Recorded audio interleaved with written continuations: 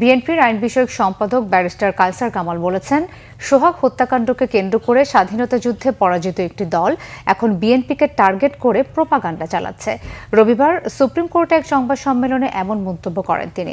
কায়সার কামাল বলেন, রাজনৈতিক দলগুলোর উচিত গণতন্ত্রের উপর আস্থা রেখে সহনশীলতা বজায় রাখা, কিন্তু দু একটি রাজনৈতিক দল তা না করে নোংরা রাজনীতির খেলায় মেতে উঠেছে।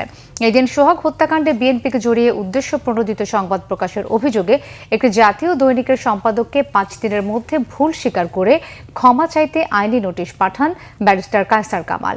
এ বিষয়ে তিনি বলেন, পুলিশের পক্ষ থেকে বারবার বলা হয়েছে ব্যবসায়িক দ্বন্দ্বের ফলে এই হত্যাকাণ্ড, কিন্তু একটি পত্রিকায় বিএনপির চাঁদাবাজির ফলে এই ঘটনা ঘটেছে এমন সংবাদ প্রকাশ করা হয়েছে।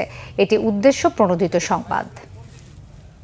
বাংলাদেশের স্বাধীনতার বিরোধিতা করেছিল তাদের কতিপয় নেতৃবৃন্দ মনে হচ্ছে তাদের কথায় বিএনপিকে টার্গেট করছে বা টার্গেট করেছে। কালকে এক নেতা বক্তব্য দিচ্ছিলেন, আমি শুনছিলাম যে দল হিসাবে নাকি বিএনপির পতন চায়। সেই নেতার এইটুকু কি মাথায় ঢুকলো না? বিএনপি পতন চান উনি দল হিসাবে, সরকারের পতন হতে পারে, রাজনৈতিক দলের পতন হয় কিভাবে?